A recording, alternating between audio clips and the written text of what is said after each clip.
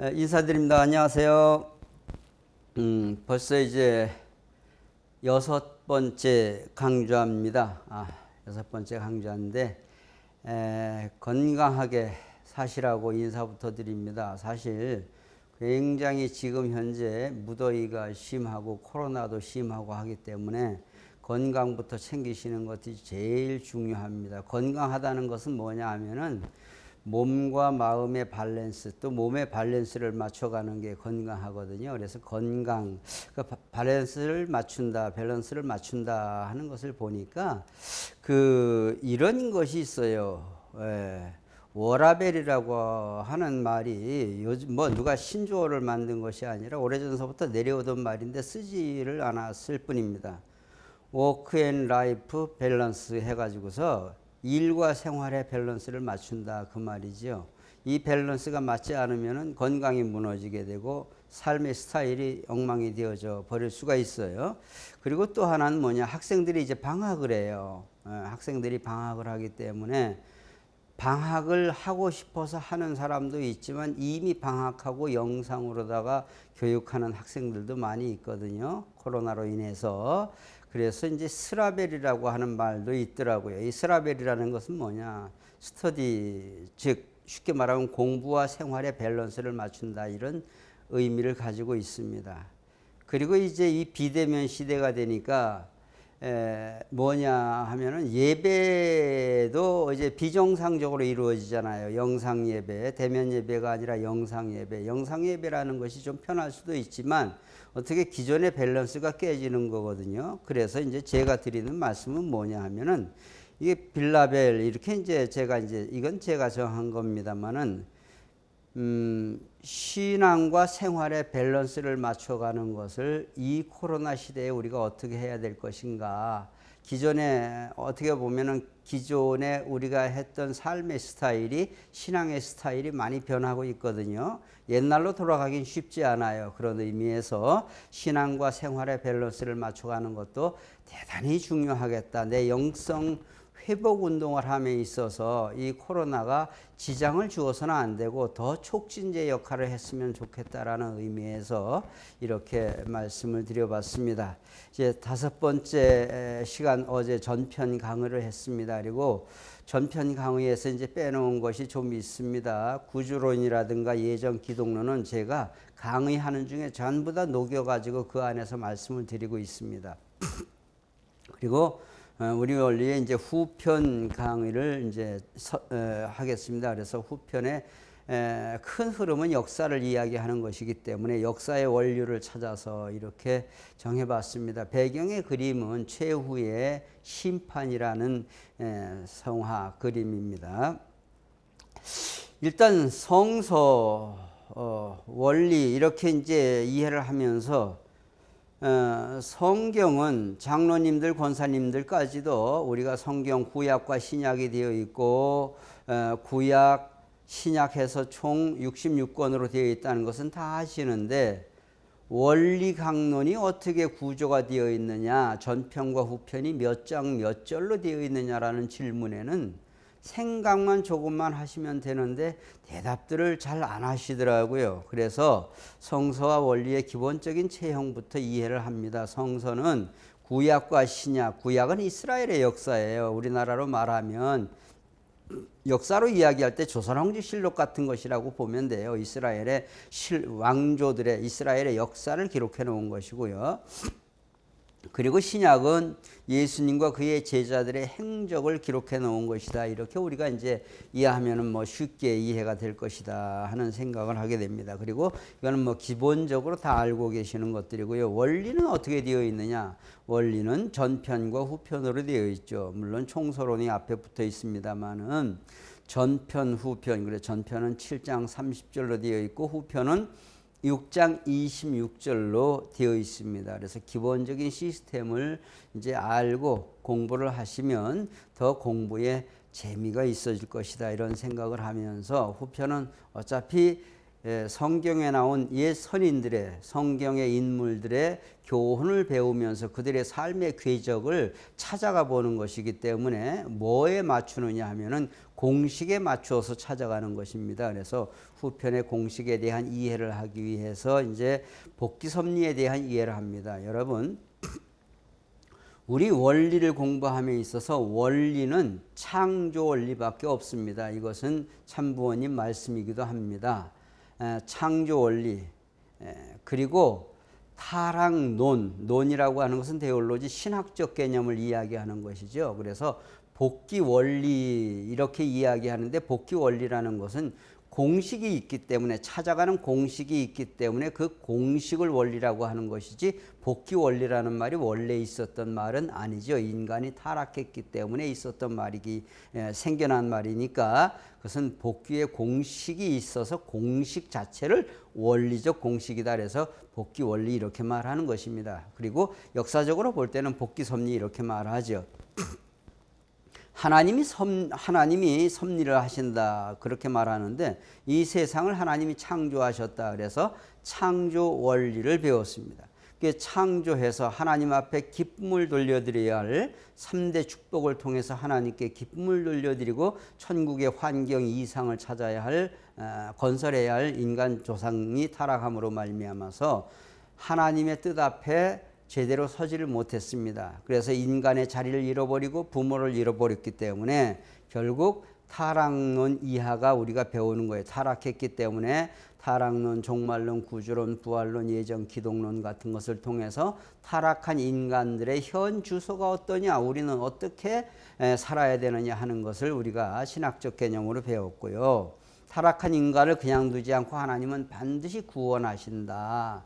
그래서 어제 종말론 시간에 구원하신다는 말은 기독교적인 용어는 구원이지만 우리는 복귀라고 말한다. 이렇게 말씀을 드렸습니다. 그래서 우리 축복가정들은 복귀된 가정이냐 이렇게 말하지 구원받은 가정이냐 이렇게 말하지 않는다. 이렇게 어제 말씀을 드렸습니다. 그래서 복귀 섭리라는 것은 잘못된 인간을 새롭게 빚어 만드는 것이기 때문에 재창조 섭리라고 한다. 그래서 창조 원리가 기준이 된다 그 말이죠. 모든 것은 창조 원리를 기준으로 해서 재창조되어 나가는 것입니다. 그래서 복귀 섭리란 무슨 말이냐? 복귀 섭리에 대한 이해를 합니다. 이 복귀라는 말은 다시 복자 돌아갈 귀자 섭자라는 것은 복귀 섭리 그러잖아요. 이 섭자는 제방변에 손 하나에 귀가 셋이 있습니다. 쉽게 말하면 아무리 많은 잡다한 소리를 듣는다 하더라도 한 손으로 의의 길을 행하라. 그래서 섭리. 그래서 섭리라는 말은 누가 하는 말이냐 하면은 인간이 하는 말이 아닙니다. 하나님이 하시는 일을 놓고 섭리라고 하지요. 그래서 우리는 신의 섭리여 그렇지 인간의 섭리를 이야기해 본 적이 없죠. 신의 섭리를 이야기하는 것입니다.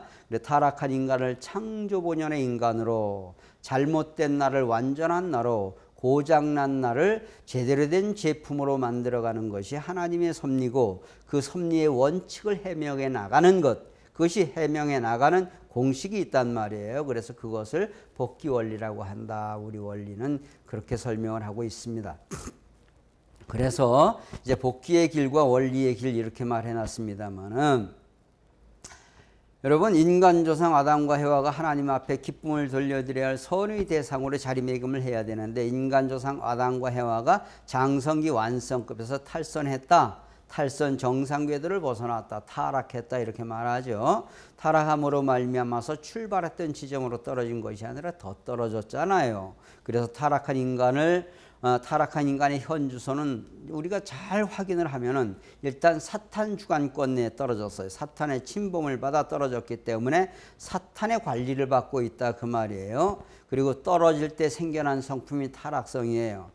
우리 한국 사람들은 타락성을 설명하기 얼마나 편한지 몰라요. 왜냐하면은 사촌이 땅을 사면 배가 아프다는 옛 속담들이 바로 타락성의 가장 기본적인 것을 말하는 거예요. 남 잘 되는 꼴을 못 보는 게 이 타락성의 근본이거든요. 본성은 사촌이 땅을 사면은 등기 전 같이 해주러 돌아다니는 게 본성적인 형제지간의 우애입니다.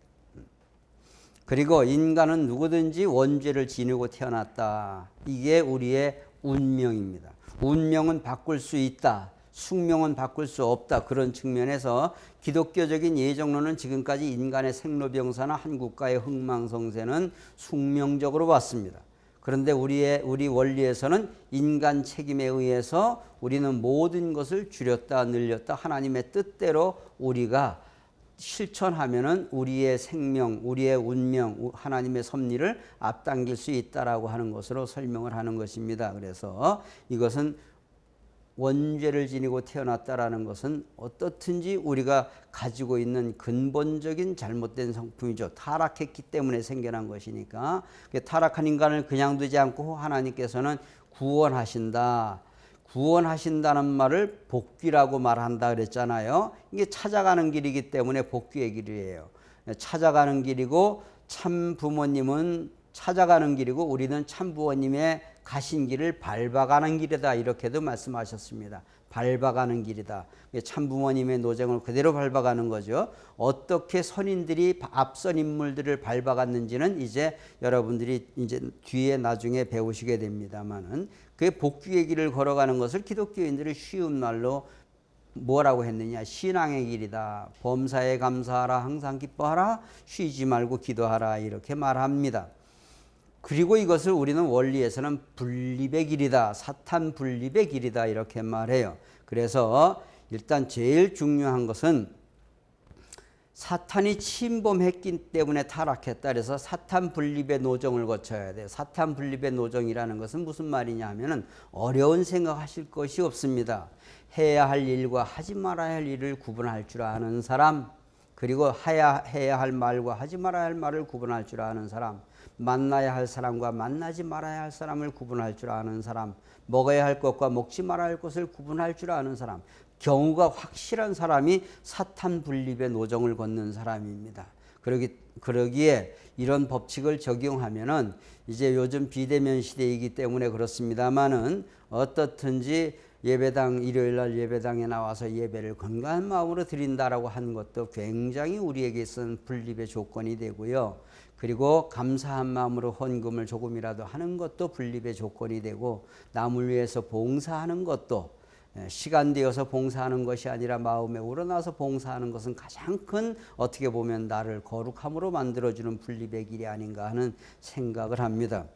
그리고 장성기 완성까지 복귀한 형태를 갖추게 되면 이 형태라는 것은 조건을 세운다라는 거예요. 부모님께서는 수없이 조건 노름 이런 말씀을 하셨지 않습니까? 에덴 동산에서 아담과 해와는 하나님의 뜻을 배반했지만 나는 어떤 일이 있어도 하나님의 뜻을 배반하지 않겠노라고 하는 신앙 고백의 조건이 바로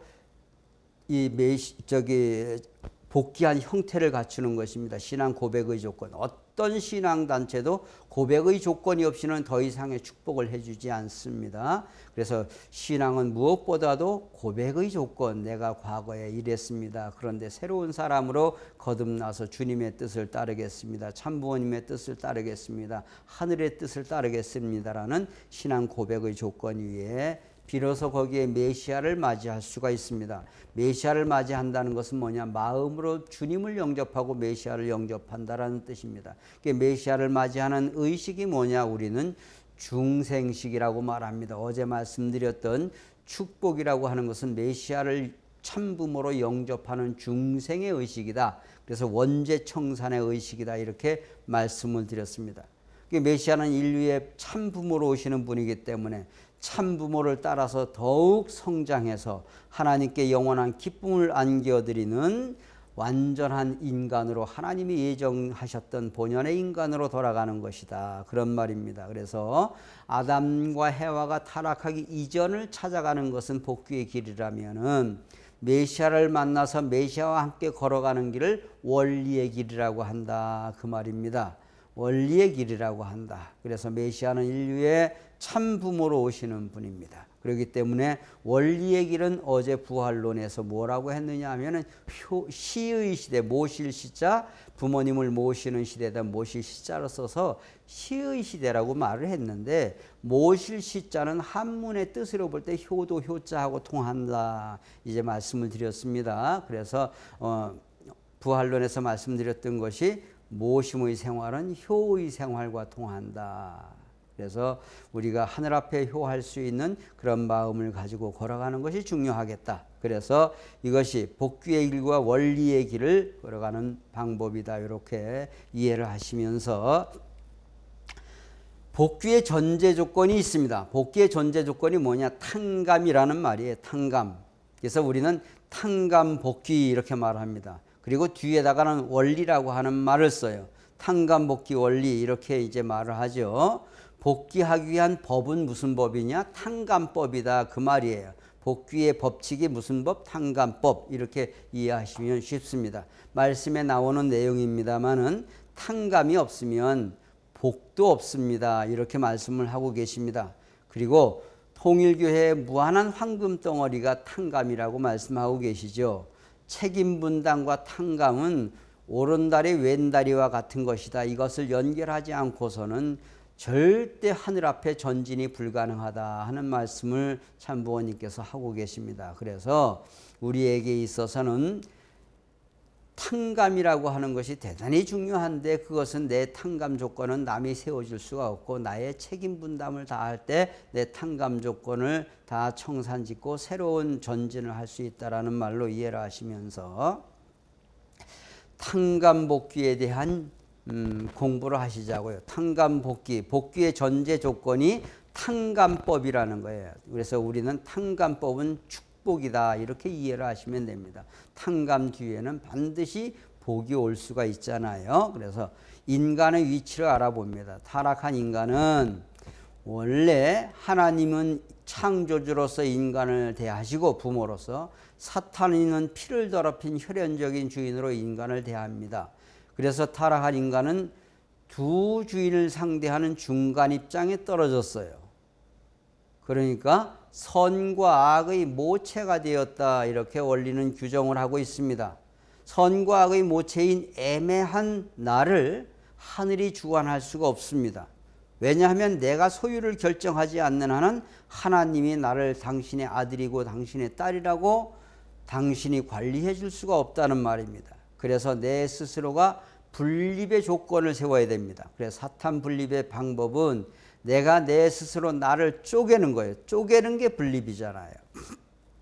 그래서 내가 일생 동안 신앙을 하면서 내가 선한 조건을 세우고 살게 되면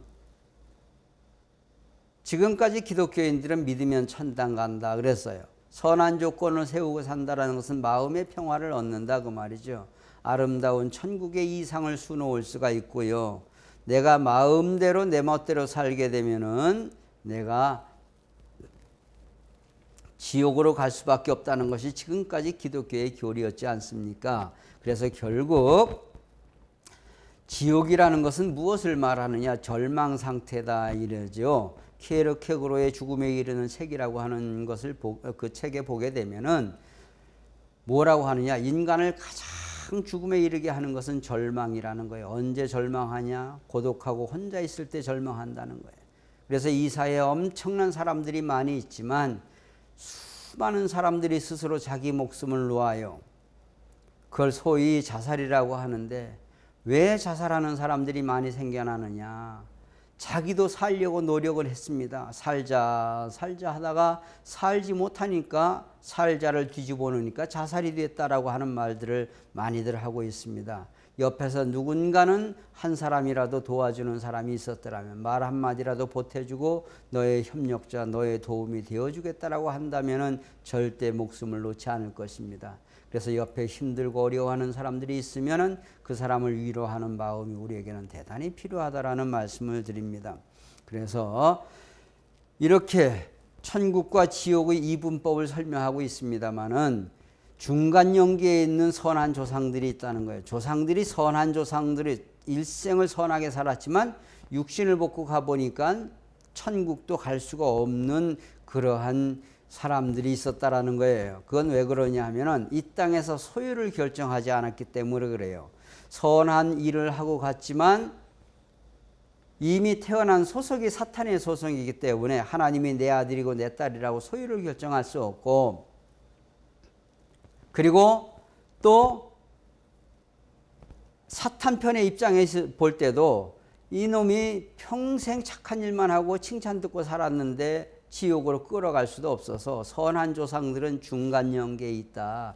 단테의 신곡이라는 책을 보게 되면은 연옥이라는 것이 있죠. 천주교는 연옥을 이야기합니다마는 중간 영계에 있는 이 조상들은 누구에 의해서 자리가 결정되어지느냐? 후손이 조건을 세워줌에 따라서 천국과 지옥이 결정되어진다 하는 것입니다. 여러분들에게 말씀은 안 드렸습니다마는 여러분들이 대단히 중요한 인물이 세례 요한이라는 인물인데, 세례자 요한이 예수님을 증거하고 모시고 섬겨야 할 자였는데 결국 세상적인 안목을 가지고 예수를 멀리하고 자기의 뜻대로 살다 보니까 어떻게 되었느냐 하면은 여자가 낳은 자 중에 세례 요한보다 큰 자가 태어남이 없도다. 그러나 죽어서는 지극히 작은 자라도 세례 요한보다는 크다고 예수님께서 그렇게 저주를 하시지요. 세례 요한이 이 땅에 태어난 목적은 엘리야의 대신 사명자로 태어났단 말이에요. 엘리야는 900년 만에 세례 요한을 만났는데 후손이 책임을 다하지 못하고 후손이 이 땅에서 버림받음으로 말미암아서 엘리야도 그렇게 엄청난 역사적인 사건을 두고 세례 요한을 만났지만 자기도 비극적인 종말을 맞이할 수밖에 없었다는 사실입니다. 그래서 중간영에 있는 조상들은 반드시 후손들이 그 자리를 결정해 준다 하는 것을 꼭 기억을 해 주시길 바라면서, 탕감 조건을 세우는 정도, 어느 정도에서 물이 끓느냐? 99도에도 끓을 생각을 안 하지요. 근데 상온에서 물은 100도씨에 끓는다는 것이 기본 원칙인데 사람들이 다 개성진리체이기 때문에 우리가 탕감 조건을 세우는 정도도 다를 수가 있습니다만은 크게 나누면은 세 종류로 나눌 수 있다, 이렇게 보는 것입니다. 이 탕감 조건을 세우는 정도는 뭐냐? 인간이 본연의 위치와 상태에서 떨어졌다. 그렇기 때문에 본연의 위치와 상태로 돌아가기 위해서는 어떤 조건을 세워야 되느냐, 그런 말이에요. 조건을 세워야 되느냐. 동일한 가치의 탕감 조건이 있어요. 이 동일한 가치의 탕감 조건이라는 말은 무슨 말이냐 하면은 1대1의 보상법이에요. 그것이 사회에서 쓰여지는 것이거든요. 사회에서 어떻게 쓰여지느냐 하면은 식사 한 끼 대접받았으면 식사 한 끼 대접할 줄도 알아야 됩니다. 남에게 돈을 빌려왔으면 돈을 그대로 갚아주는 거예요. 플러스 알파 이자까지 갚아주는데 양자 간의 합의된 이자, 법적인 이자는 1대1로 갚는 것이지 더 주는 게 아닙니다. 그래서 그것은 사회법입니다. 사회법. 여러분 성경에도 보게 되면은 출애굽기 21장에 보면은 눈에는 눈으로, 손에는 손으로, 이에는 이로, 발에는 발로, 생명에는 생명으로 갚을지니라, 이렇게 말하고 있습니다. 그래서 아랍 세계의 대표적인 국가인 사우디아라비아는 지금도 도둑질을 하면은 큰 도둑은 손을 자르는 경우가 있다라고 말을 합니다. 그래서 이것이 보상이나 상환 같은 것이지요. 그래서 이것이 사회법으로 정착된 것이 1대1의 보상법입니다. 동일한 가치의 탕감 조건, 그리고 보다 작은 가치의 탕감 조건이 있습니다. 이것이 뭐냐 하면 신앙법입니다. 하나님은 부모로서 절대 자식에게 큰 조건을 세우기를 원하지 않으십니다.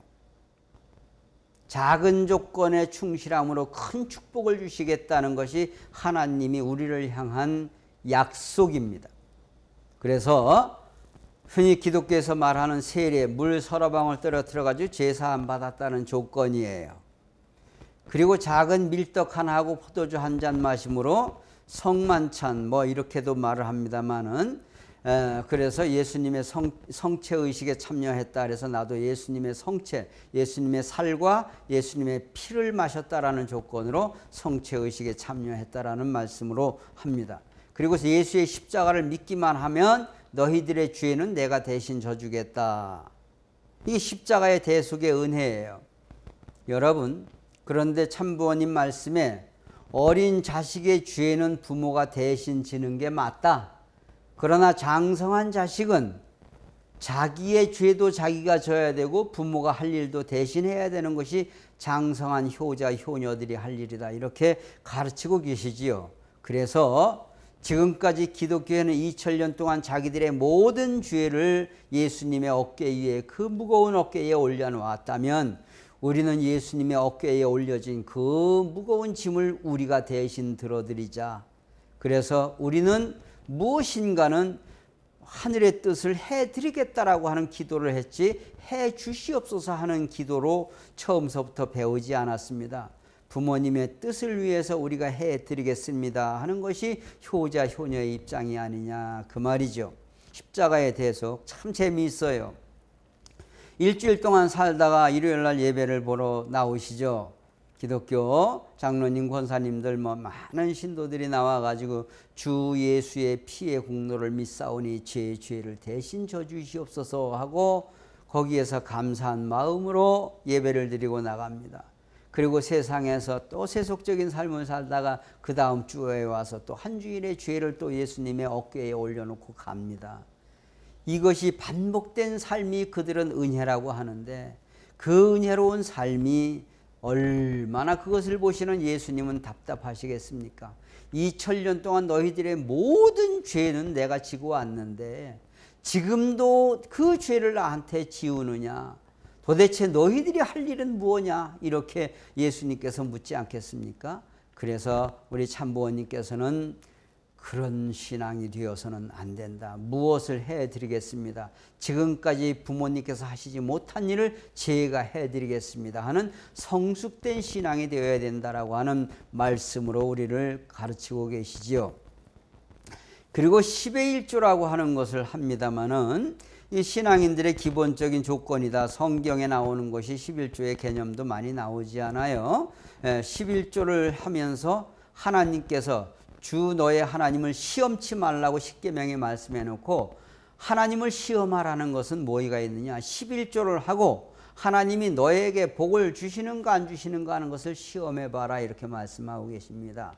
여러분 10의 1조라는 것은 어떻게 개념 정리를 해야 되느냐 하면은 지금까지의 개념을 이렇게 생각을 하고 계시잖아요. 100만 원 돈을 벌었다. 그래서 10만 원은 11조로 하나님께 드리고 90만 원은 내 것이다라고 하는 개념인데 형태는 같을 수 있어요. 그러나 생각은 달라야 된다라고 말씀하고 계십니다.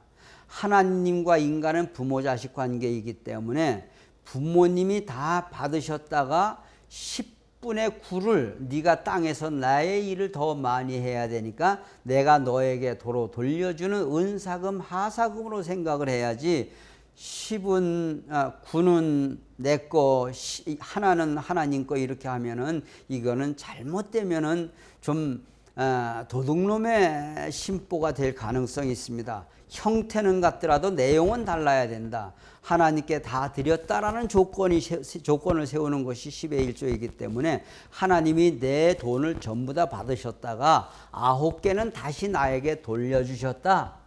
그러니까 이 돈이 얼마나 귀하냐.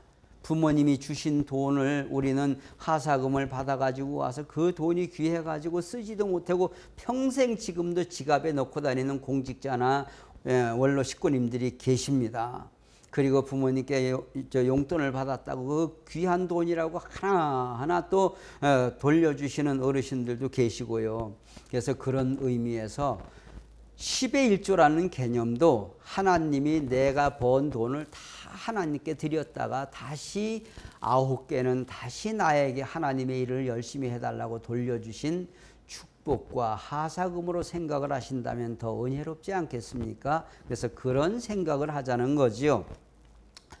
그리고 가중된 가치의 탕감 조건이 있습니다. 더할 가짜 무거울 중자 이렇게 되었지. 더하고 더하니까 더 무거워졌다라는 말이에요.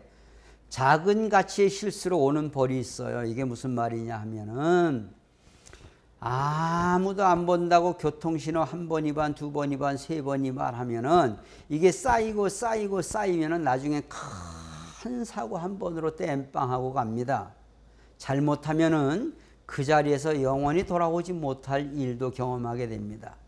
그래서 나라의 법이든 사회의 법이든 어떤 규약이라도 법은 지키라고 있는 것이지 어기라고 있는 게 아닙니다. 법은 최소한도의 자유와 질서를 유지하기 위해서 존재하는 것이지 법은 사람을 구속하기 위해서 존재하는 것이 아닙니다. 그래서 우리 원리에서도 뭐라고 하느냐? 원리 안에서의 자유다. 반드시 자유라는 것은 책임이 따른다. 그 책임을 다하다 보면 실적이 나타나게 된다. 그래서 모범 시민으로서의 실적이 나타나는 것이겠지요. 그래서 우리는 작은 가치의 실수로 오는 벌이 있다. 그렇기 때문에 작은 일에 충성하고 작은 일에 충실하는 것이 우리 신앙인들이 가야 할 길이지요. 그것이 바로 조금 전에 드렸던 말씀들이 다 그런 거예요. 안식일을 지킨다든가 안식일 또 우리도 예배를 또 별도로 보잖아요. 그런 의미 또 감사원금을 조금이라도 낸다든가 그런 거예요. 그래서 작은 가치의 실수로 오는 벌이 크게 나누면 이런 것이 있어요. 본래의 조건에 한 번 실수, 두 번 실수, 세 번 실수하면 그게 쌓이면 큰 조건으로 가중된 탕감 조건으로 오는 것이고, 그리고 내 당대에 내려오는 것이 아버지 때까지는 참 무리 없이 다 잘 살았는데 내 당대 일시에 걸려버리면 굉장히 어려운 거예요. 그래서 앞선 인물의 실수, 여기서 앞선 인물이라는 것은 필연적으로 조상들의 실수라고 보면 됩니다. 앞선 인물의 실수가 내 아버지 때까지는 잘 지나가는 것 같았는데 내 당대에 또 일시에 한꺼번에 겹쳐버리면 집안이 굉장히 어려워질 수가 있습니다. 그래서 앞선 시간에 말씀을 드렸던 이런 것이 삼재 같은 것들이 우리 한국에서는 설명하기가 참 쉽잖아요. 삼재가 들었다 했을 때는 절대 불화하지 말고 기도하고 정성 들임으로써 그걸 잘 넘어가면 이 재앙을 피할 수 있다는 거예요. 그래서 하나님은 절대 큰 조건을 이렇게 큰 탕감 조건으로 우리를 시험하시지 않습니다. 그 그림이 나와 있는 것이 뭐냐? 아브라함이 이삭을 번제하는 거예요. 어떻든지 이것은 나중에 배우시게 됩니다만은 결국 40일 정탐에 실수해가지고 모세는 40년간 광야에서 유리하는 신세가 되잖아요. 삼재물에 실수를 해가지고 후손들이 400년 동안 종살이하는 벌을 받는 것도 아브라함 때 나타나는 것들입니다.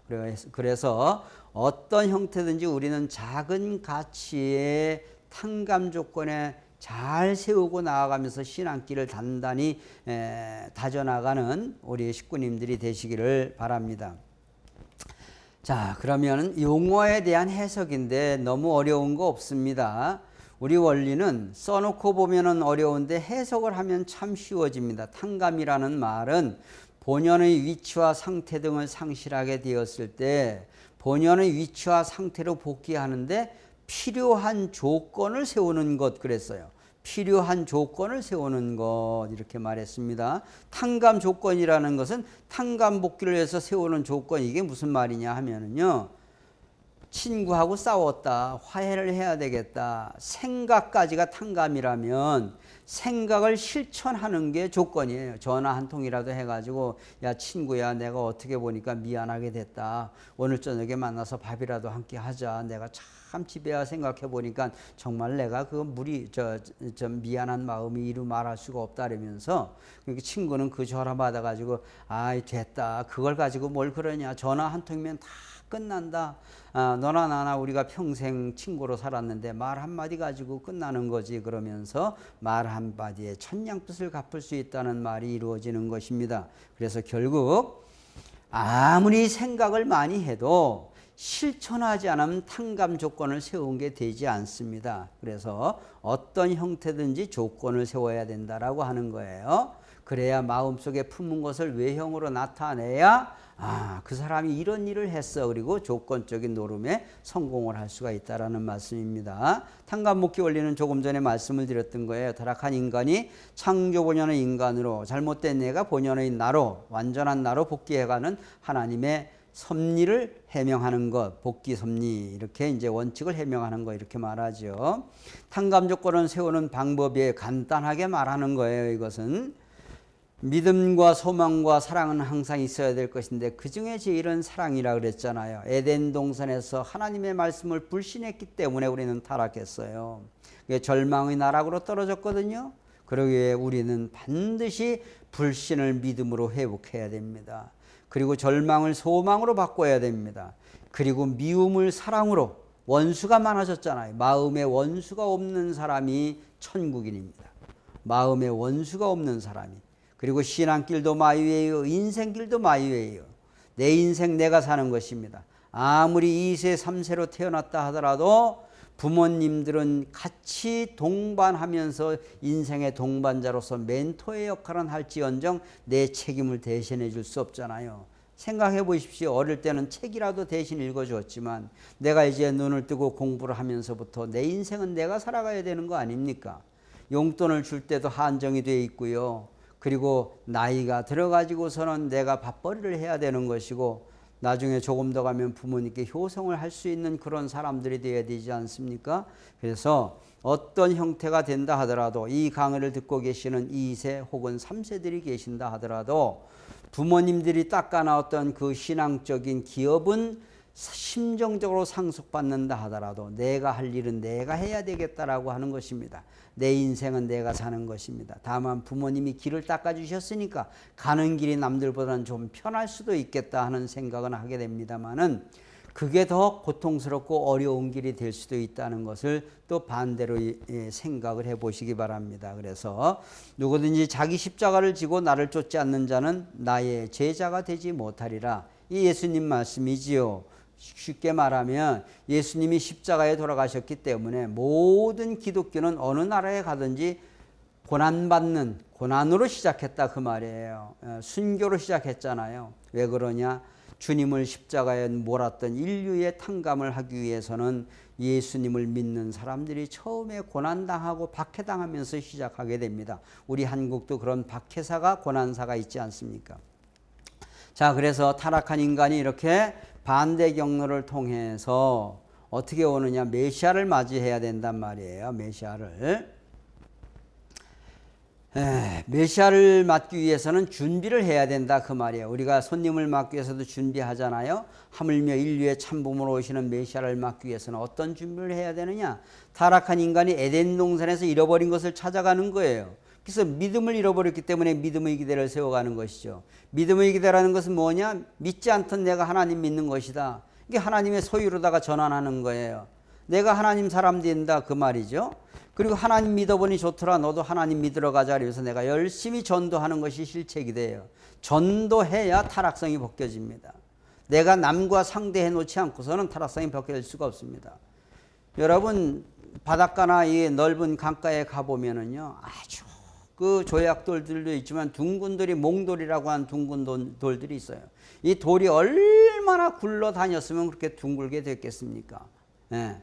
왜 그러냐? 원래 몽돌이었다 이렇게 말씀하실 수도 있지만 돌은 계속 물과 부딪히고 옆에 돌과 부딪히면서 깎여가지고서 둥근 돌이 되어지거든요. 사람도 둥근 마음을 둥글게 가져야 된다라고 제가 창조 원리에서 말씀을 드렸는데 모난 성격이 정맞습니다. 그렇기 때문에 어떤 일이 있어도 우리는 전도를 해보면 그 사람에게 그 사람의 입장에 들어가고 그 사람의 상황에 들어가고 그 사람의 입장을 이해해야 되기 때문에 내 마음을 자꾸만 다듬어야 됩니다. 그 사람과 맞추려고 하니까 다듬어야 됩니다. 그래서 결국 전도를 하다 보면 내 마음이 둥그러지고 부모의 마음이 아하 이런 것이로구나. 낳아서 키울 때는 몰랐지만 남의 사람 전도하기가 내 새끼 키우는 것보다 어렵구나 하면서 사람 되는 거 아닙니까? 그래서 중심, 내가 하나님의 뜻을 위해서 세워졌으니 나는 전도하러 가자. 그래서 이것이 이제 나중에도 나옵니다마는 나는 나의 지도자를 만나서 지도자를 사랑하고 지도자를 순종하고 그에게 굴복하면서 하나님의 뜻을 위해서 우리가 살아가는, 그래서 나의 타락성을 벗는 거예요. 그래서 전도 생활만이 타락성을 벗기 위한 탕감 조건을 세우는 것이다. 이렇게 보는 것입니다. 그래서 이렇게 믿음의 기대, 하나님 믿지 않던 내가 하나님 믿는 것이다. 실체 기대는 하나님 믿어보니 좋더라. 너도 하나님 믿으러 가자. 전도 생활입니다. 그래서 이제 비로소 우리가 동반자로서 같이 메시아 앞에 서는 것이죠. 메시아는 인류의 참부모로 오시는 분이시잖아요. 그래서 부모 자식 간에는 정이 통해야 돼요. 그리고 생각이 같아야 돼요. 그리고 말이 같아야 돼요. 원리강론의 맨 마지막에 나오는 것이 언어 혼잡의 원인과 그 통일의 필연성. 그래서 부모가 쓰는 말을 자식들은 반드시 배우게 된다, 이런 말입니다. 그래서 지금 현재 그런 형태들이 많이 벌어지고 있지 않습니까? 그래서 어떤 형태든지 부모 자식 간에는 언어가 통해야, 뭐가 통하느냐, 의사소통이 되어야 심정이 통하고 사랑이 통합니다. 그리고 그 뜻을 이어받아서 액션, 행동을 같이 해야 된다, 그 말이죠. 부모가 하시는 일을 우리도 같이 도와드려야 된다, 그런 말입니다. 그래서 복지섭리 노정에 있어서는 반드시 어떤 길을 걷느냐 하면은요, 여러분 조금 전에 말씀드렸던 믿음의 기대, 실체 기대는 이게 공식이에요. 이게 공식이기 때문에 후편은 탕감, 복귀, 원리, 그러면서 복귀 원리라는 말은 믿음의 기대, 실체 기대. 믿음의 기대는 누가 세우느냐? 내가 세운다. 중심 인물이 나다. 실체 기대는 무엇하러 다니느냐? 내가 하나님 앞에 섰으니 혼자 하나님 앞에 복받고 살 수 없다. 내 주변을 찾아 나서면서 전도하는 게 실체 기대다. 그래서 믿음의 기대, 실체 기대는 우리가 공식이에요. 수학 공식이 있는 것처럼 인생의 공식, 신앙의 공식이 믿음의 기대, 실체 기대다, 그런 말입니다. 그래서 믿음의 기대와 실체 기대를 세워가지고 하늘 앞으로 가야 되는 것이죠. 메시아를 만나야 되는 것이죠. 그래서 믿음의 기대라는 것은 반드시 수리적인 탕감 기간을 소유를 해요. 필요로 해요. 수리적인 탕감 기간이 뭐냐? 여러분들도 지금 수리적인 탕감 기간이 하계, 후반기, 3일 원리 수련의 비대면 원리 수련을 지금 받고 계시는 것입니다. 제1지구에서 행하는 하계 비대면 3일 원리 수련, 2박 3일 삼수의 탕감복귀의 기간을, 분립의 기간을 지금 걷고 계신 것이다, 이렇게 생각을 하시면 쉽습니다. 옛날에는 우리 축복받기가 굉장히 어려웠죠. 통일교 들어온 지 3년 이상이 돼야 되고, 그 다음에는 믿음의 자녀가 3명 이상이 교회를 나와야 되고, 21일 원리 수련을 받아야 되고, 또 하나는 뭐냐, 일주일 금식을 해야 되고, 이런 조건을 세워서 결국 서류가 올라가서 그 서류에 합격을 해야 비로소 축복을 받을 수가 있었습니다. 근데 요즘에는 많은 조건들이 완화되었다는 것은 뭐 현장에서 계신 여러분들이 다 아실 것입니다. 그건 왜 그러냐? 선배들, 부모들이 쌓아놓은 심정적인 기대가 있기 때문에 2세들이나 3세들이 가는 길은 좀 쉬운 길을 갈 수가 있다 하는 말씀을 드리는 것입니다. 그래서 믿음의 기대, 실체 기대는 공식이다 하는 것을 꼭 기억을 해 주시길 바랍니다. 그럼 복귀, 섭리, 노정에 대해서 이해를 합니다. 여러분, 시대 구분을 어떻게 하느냐? 반드시 시대 구분을 이야기하기 이전에 뭐냐 하면은, 한 사람을 세워놓으면 그 주변에서 그 사람을 통해서 복받는 사람이 같이 따라 나서게 되는 거예요. 반드시 중심 역사가 있어요. 중심 인물이 있고, 중심 인물을 통해서 하나님이 하시는 중심 역사가 있거든요. 이게 표준 섭리를 하신다 그래요. 그래서 지금까지 하나님이 세워놓았던 민족이 이스라엘 민족이에요. 이스라엘 민족에 메시아를 보내신 이유는 이스라엘만 복받게 하기 위한 것이 아니라 이스라엘 역사가 하나님을 찾아 나온 역사였기 때문에 거기에 이제 무엇을 넣느냐 하면은, 타락한 인간들이 조건을 세우는 섭리를 대표해서 이스라엘 역사를 전개했다라는 것입니다. 그래서 이스라엘이 중심 역사, 표준 섭리를 했다면, 그 이스라엘 땅으로 예수님을 보내신 이유는 뭐냐 하면은, 이스라엘 혼자 복받게 하기 위한 것이 아니라 주변 민족들을 다 같이 구원하기 위함이시지요. 그래서 주변사, 이게 뭐냐면 반개사라고도 해요. 중심사, 선민사, 반개사 이렇게 말하는데, 이 무슨 말씀을 드리려고 하느냐면, 여러분들에게 이 강의를 듣게 하는 것은 여러분들이 강의를 듣고 여러분들 주변에 있는 사람들에게 전도를 하고 또 강의에 안내를 하고 교회에 안내를 하고 하는 역할을 하는 것입니다. 여러분들이 중심 인물이라면 주변 인물들을 복받게 하기 위한 것이 중심 인물의 역할이다 하는 말씀을 드리는 것입니다. 그래서 3단계 완성의 섭리, 삼수 완성의 원리적 근거를 가지고 반드시 섭리를 3단계를 통해서 하시는 것입니다. 아담부터 아브라함까지 2000년 기간, 이건 창세기의 역사라고 하고 영화로다가는 천지창조 영화로다가도 만들어지기도 했습니다. 이걸 상징적 동시성 시대라고 말을 합니다. 즉 섭리적으로 볼 땐 복귀를 준비하는 복귀 기대 섭리 시대다 이렇게 말을 하고, 아브라함부터 예수님까지 이 2000년 기간은 형상적 동시성 시대다 이렇게 말을 합니다. 하나님이 앞으로 어떤 일을 하실 것인지를 제대로 보여주는 것이다, 그런 말이지요. 그래서 이걸 복귀 섭리 시대다 이렇게 말합니다. 예수님이 이 땅에 오셔서 완벽하게 하나님의 뜻을 이루셔야 하는데 타락한 인간들의 예수님 섭리에 무지했기 때문에 예수를 십자가에 못 박았잖아요. 그래서 예수님은 다시 오신다는 재림의 약속을 주셨습니다. 다시 오시는 그 재림의 약속을 주시고 초대 교도들을 중심 삼고 기독교 문화권이 만들어지게 됩니다. 예수 이후 이 2000년 기간을 실체적 동시성 시대라고 말을 합니다. 그래서 이것은 복귀 섭리가 연장되었다라고 보는 것입니다. 그래서 상징형, 형상형, 실체형 3단계를 통해서 연장되어지는 것이죠. 여러분, 상징, 형상, 실체라는 말을 쉽게 좀 이해를 좀 해주셨으면 좋겠습니다. 대한민국을 상징하는 것이 무엇일까요? 꽃으로 볼 때는 무궁화입니다. 그리고 옷으로 볼 때는 흰 옷이고, 그리고 또 무엇이 있을까요? 운동으로 볼 땐 태권도는 대한민국의 국기라고 하잖아요. 그리고 깃발로 볼 때는 태극기는 대한민국을 상징하는 거잖아요. 그리고 대한민국을 그대로 보여주는 형상체는 뭐냐? 지구의 지구본입니다.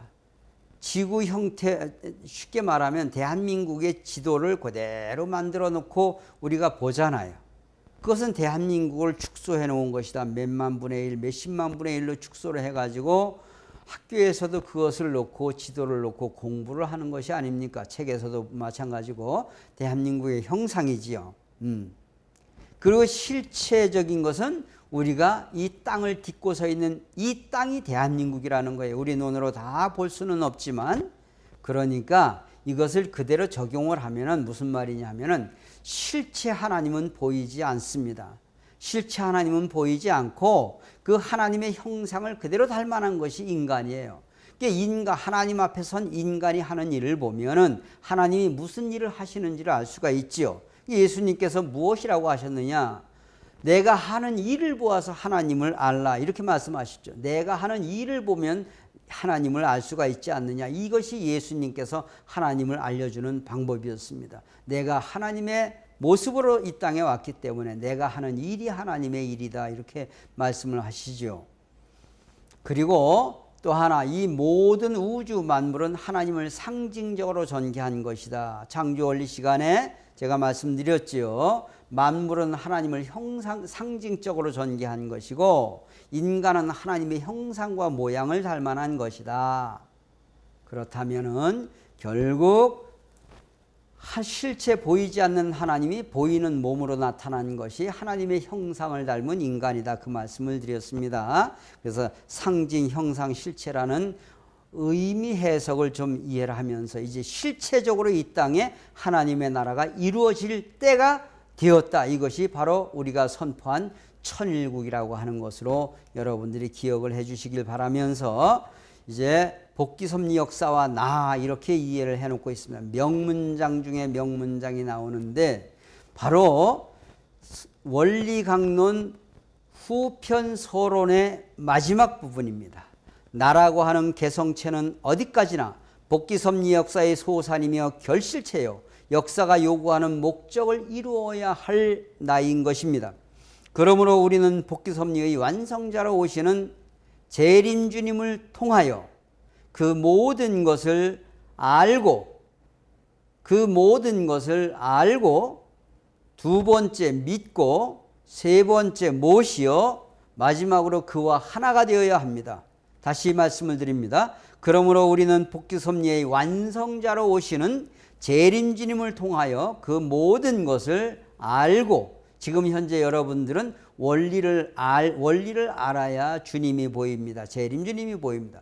원리를 알고 또 그것을 안 다음에 그것을 믿고 또 참부모님을 모시어 그와 하나가 되어야 합니다. 이렇게 말씀하고 계시잖아요. 그러기에 우리는 복귀섭리의 내용을 모르고서는 결단코 생명의 길을 찾아 나아갈 수 없는 것입니다. 이렇게 정리를 하고 있습니다. 여러분, 그래서 우리는 하늘의 중시인물로 세움받았습니다. 중시인물이라는 역할은 뭐냐? 여러분들이 정말 중요한 것, 아무리 아는 게 많아도 좋아하는 사람을 넘어가지 못하고 좋아하는 게 많아도 즐기는 사람을 따르지를 못한다고 했는데, 중시인물의 역할일수록 주변을 아름답고 주변을 즐겁게 하는 것이 중시인물의 역할입니다. 그리고 또 하나는 뭐냐 하면은 우리가 삼국지, 중국의 삼국지에 나오는 세 형제를 보게 됩니다. 도원결의를 맺은 세 형제가 누구냐? 유비, 관우, 장비가 세 형제입니다. 그런데 유비는 덕이 있었고 관우는 지혜가 있었고 장비는 용감했습니다. 뭐라고 했느냐 하면은 아무리 용감한 사람인도 용장부려 지장이요 지혜로운 장수를 넘어갈 수가 없고 아무리 지혜로운 사람도 덕이 있는 사람을 따르지를 못한다. 지장부려 덕장이라고 했습니다. 그런데 저는 거기에 한 가지를 더 붙여서 덕장부려 복장입니다. 오늘 이 자리에서 이 영상을 보고 계시는 분들은 하늘의 천복을 받으러 오신 분들이다. 저는 그렇게 생각을 합니다. 복이 있는 사람들은 절대 어떤 악인도 따르지를 못합니다. 그래서 하늘의 복을 가지고 사시는 그러한 우리 제1지구의 식구님들이 되시기를 바랍니다. 어떤 효과가 난다 하더라도 하늘이 원하고 바라는 것은 뭐냐? 정성의 바탕입니다. 정성의 끝에 하늘의 천복을 받을 수 있는 준비된 분들이 바로 이 비대면 시대에 이 영상 앞에 계시는 여러분들이라는 생각을 하면서 6번째 강의를 마감하도록 하겠습니다. 감사합니다.